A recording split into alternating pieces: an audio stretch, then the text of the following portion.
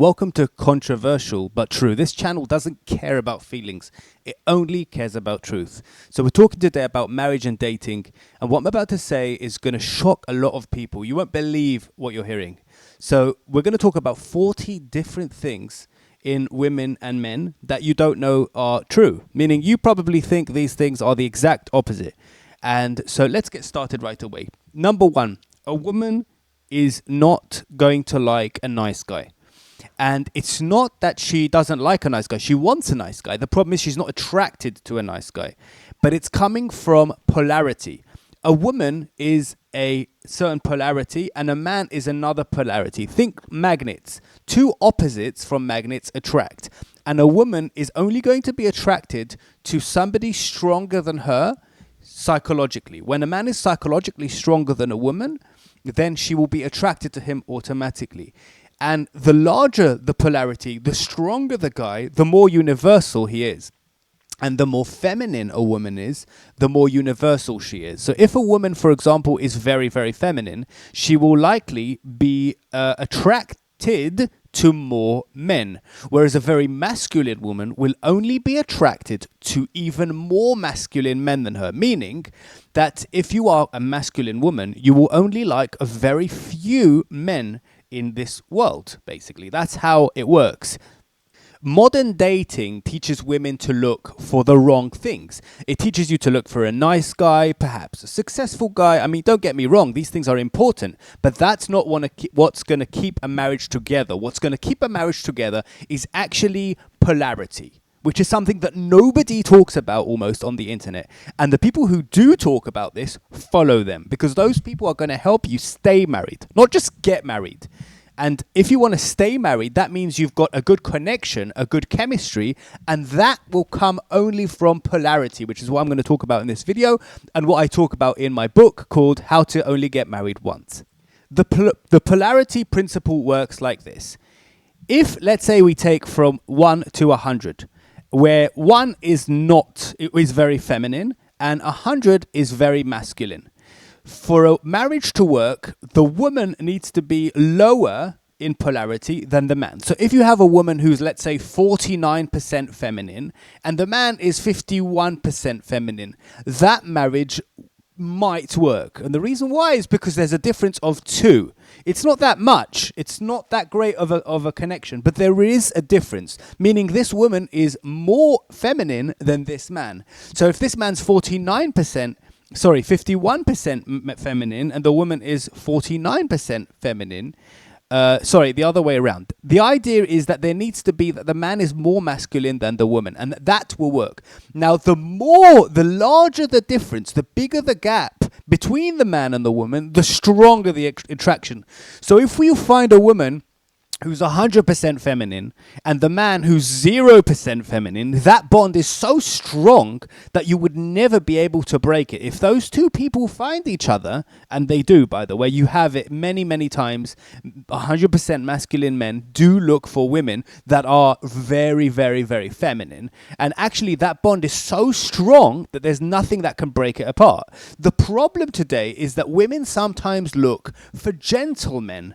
It's even a word, gentleman. Especially in British, it sounds perfect. I want to find a gentleman. Gentle means feminine.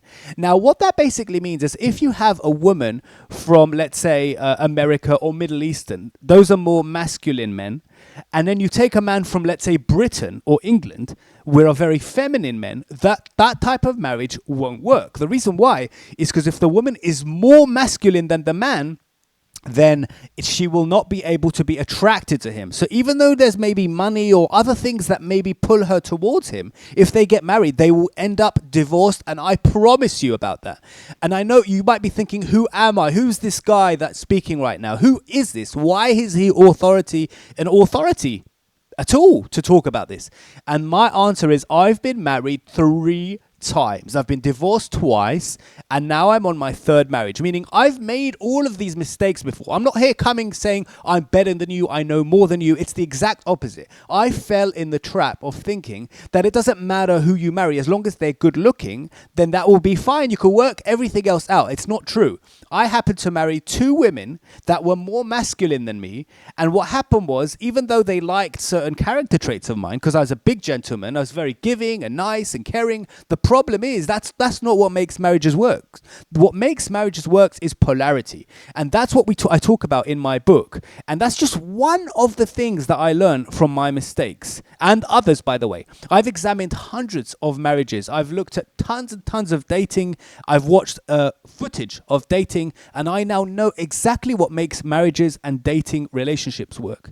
And that's why I decided to write a book, to just put it all in one place. So even though this book costs $15, actually, it's probably worth about $100,000. And the reason why is because every time you get divorced, you have to kind of leave a lot of your... if you get married, first of all, the wedding itself can cost you like $50,000. After that, you buy furniture, you buy chairs, tables, an oven, a fridge. And when you get divorced, sometimes you leave a lot of that stuff for your spouse. You don't take everything, you take half. And that half is what this book is worth. Because every time you get divorced, you start your life from scratch. Also, children, the poor children who have to be left behind and have to go from home to home, that's what this book is trying to cure. It's trying to cure the need to keep getting remarried. We only want to get married once, and there is a way to do that. So tip number 1, the polarity principle. Make sure you marry someone more feminine than you if you're a man, or more masculine than you if you're a woman, and that will make sure the bond stays strong. That's tip number 1. And remember, there's 40 tips to get through, and I'm going to cut this video up into shorts so it'll be easier to digest. So follow us so you never miss one of those. And now I'm going to give you a crazy tip: how to detect masculinity or femininity in a profile photo. Now, I'm telling you, what I'm suggesting here, that you can look at a profile photo on Tinder or any of the other dating sites, and from that photo, you'll be able to know whether or not this person in front of you is masculine or feminine. So basically, this is just like priceless advice. If I had this before I got married the first and second time and got divorced from those two, I would have been able to save myself about 10 years or 20 years of my life marrying somebody that's just not compatible with me. I would have saved myself. Now, actually, if I had enough time, I would go and show you on actual dating sites. We'd actually go online and just show you dating sites, show you pictures, and then tell you masculinity. But I've left that for the book. If for those of you who want more information, you can read the book, and then basically we'll explain in detail. But let me just give you the simple tip. How to tell if someone's masculine or feminine? The answer is through a smile.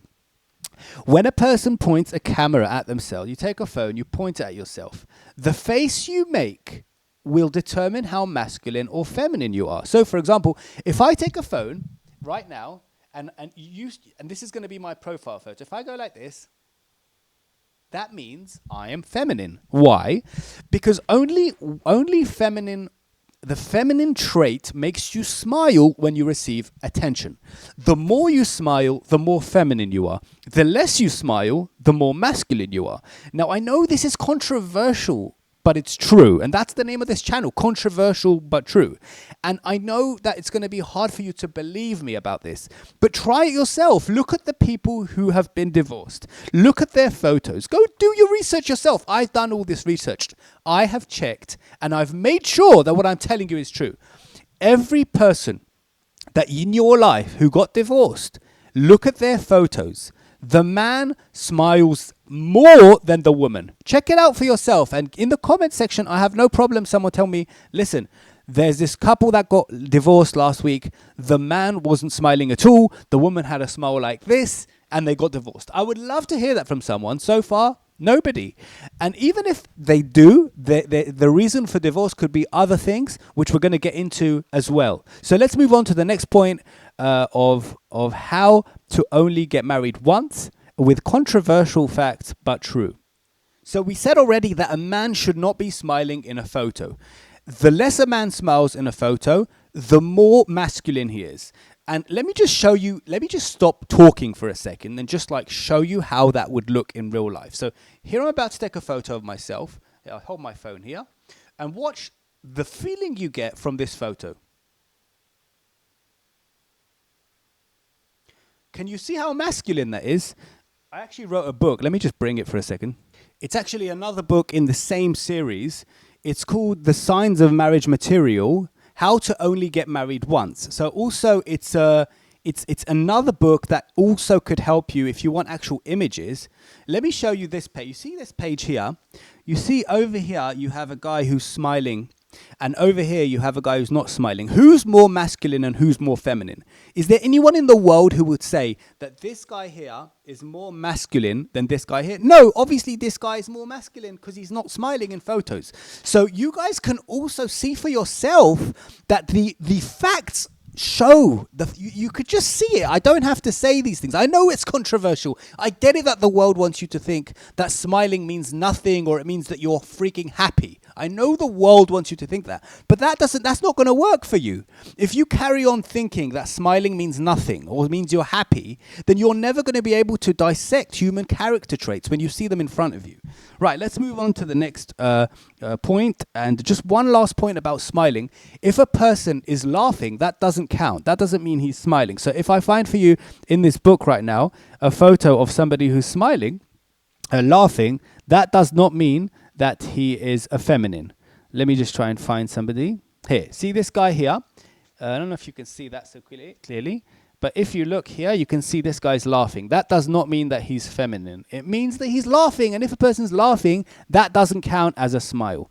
So in this book, there's actually quite a lot of pictures of women. So as you can see, this is a woman who's not smiling. So she's very, very, very masculine.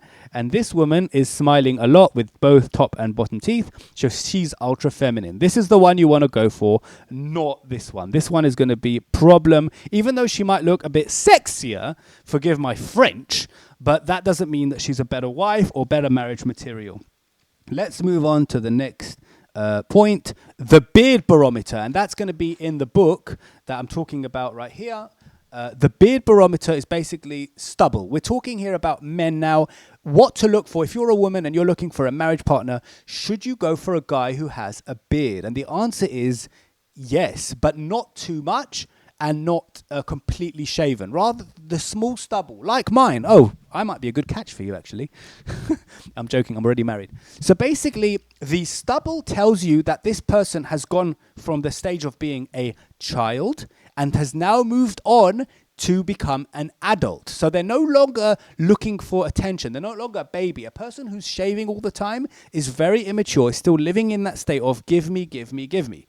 Whereas a person who's got stubble, believe it or not, it's not by choice. These things are not a choice. A beard of a man is not a choice. Get it in your head. A man cannot choose if they have a beard or not.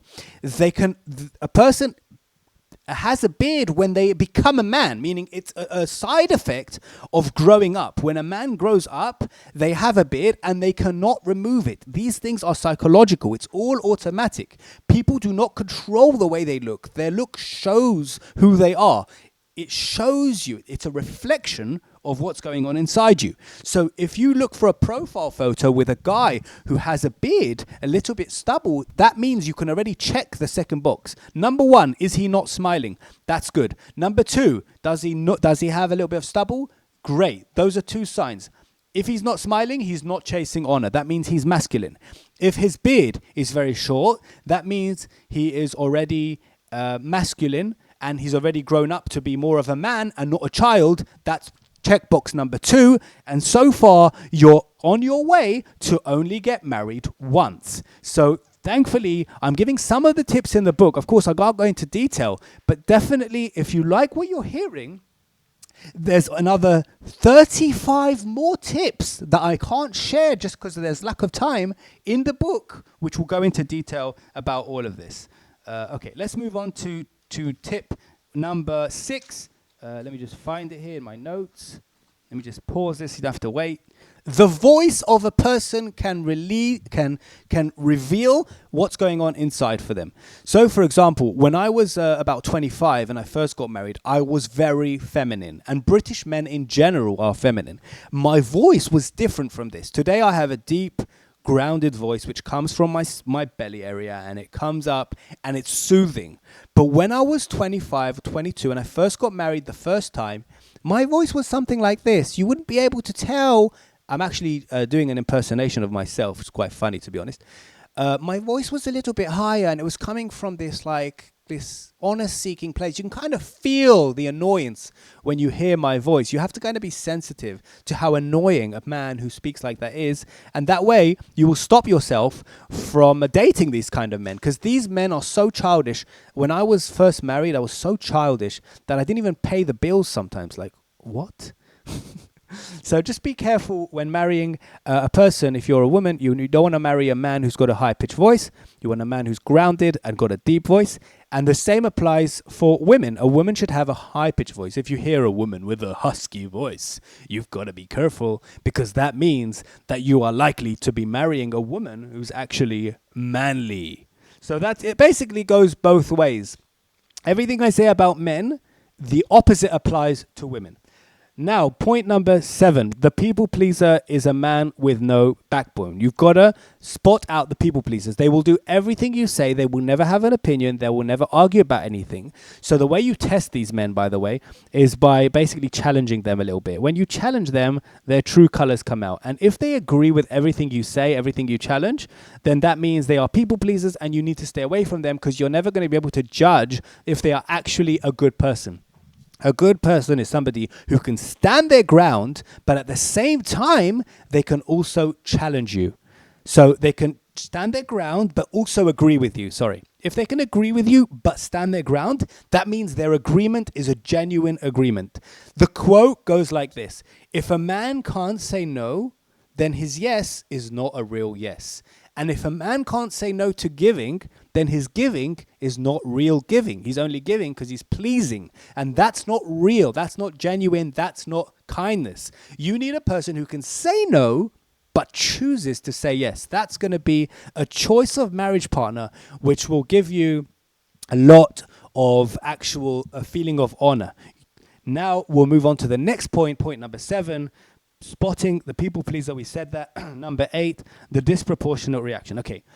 In the book, in this book over here, How to Only Get Married Once, we talk about how to spot problems, psychological problems. You don't know, you could marry someone with psychological problems, and you won't know about it till it's too late, till you're already married. And that's what people are scared of. That's why people don't get married. I'm trying to pause this 1 sec.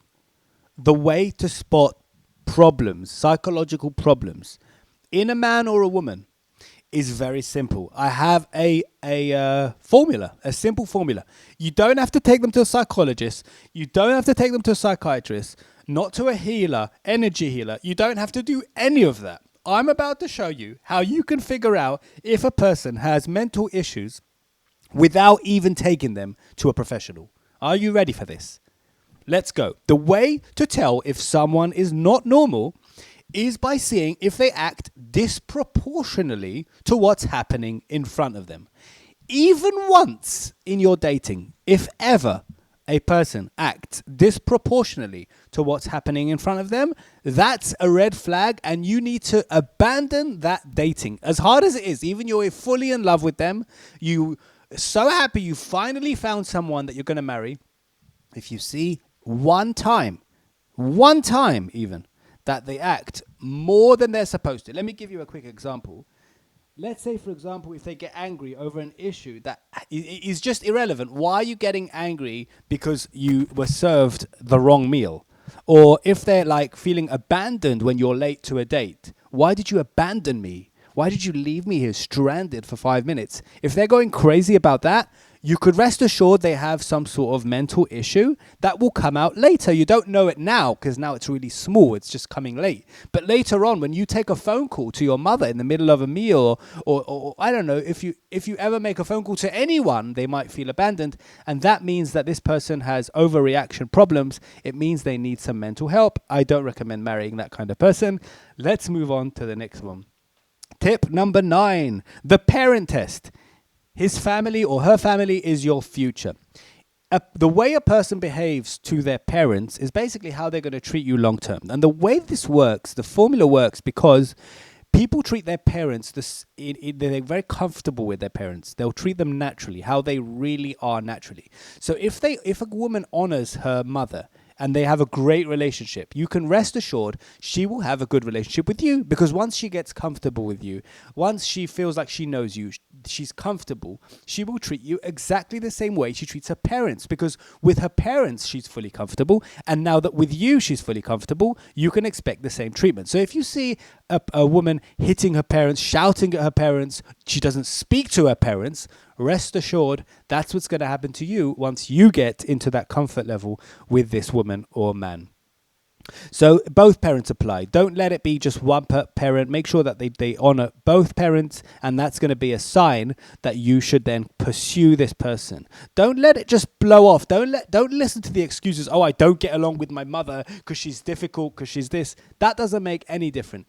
Difficult people, you can get along with them as well if they're happy to be your family. That's not an excuse. Don't accept these excuses. My advice in this video is brutal and knife sharp, which is going to help you make sure that you don't get married more than once. And that way you can literally go with confidence, 100% confidence, not 99%. People think you have to be 99% confident, to get married. I don't believe that. I believe you have to be 100% confident before you get married, and only then you could actually get married to the right person. So let's go to number 11, geography. Different countries have different levels of masculine and femininity, and I recommend marrying someone who's from a place where we talked about at the beginning of this video about how to find a person whose polarity is opposite of yours.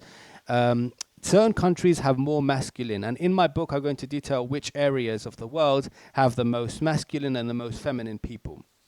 Okay, so I guess we'll stop here, even though there's 30 more tips that I have to get through over here in my notes. These are actually the notes that I used to write this book over here. So, over here, sorry.